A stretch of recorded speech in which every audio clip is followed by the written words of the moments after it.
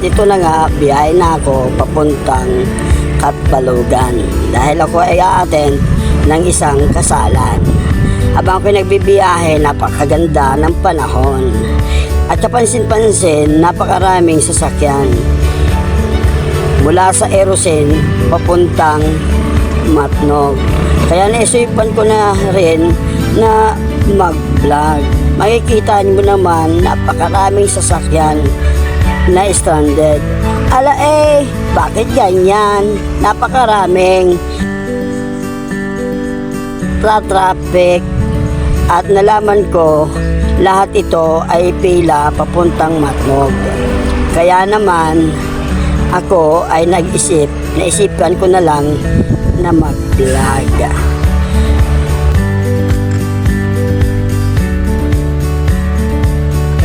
Ilang araw na kayong stranded? Ilang araw na kayo stranded? Gabi pa kayo? Yung iba 3 araw na dito, Yung iba 3 araw na. 4 na. Ilan days ka na dito, boss? Stranded 5 days. Ano ba? Yung allowance, kasi pa.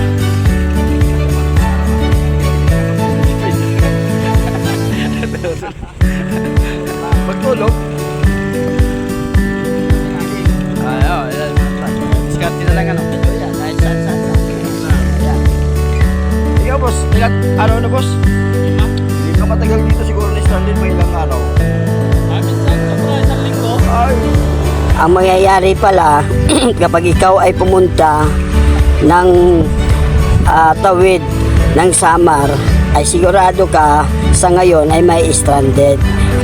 Kaya naman, ang aking advice sa'yo para hindi ka may stranded, ikaw na lang ay mag-commute, huwag ka magdala ng sasakyan.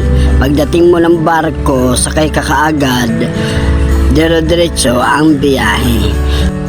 Yan ang advice ko sa aking karanasan sa pabalik-balik ng Matnog Baati.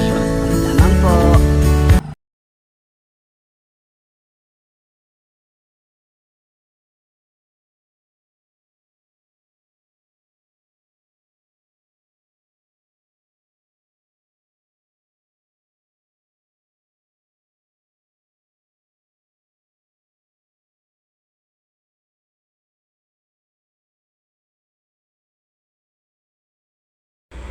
uulitin ko, tips ko lang, kung gusto mong tumawid, huwag ka na magdala ng sasakyan, commute ka na lang.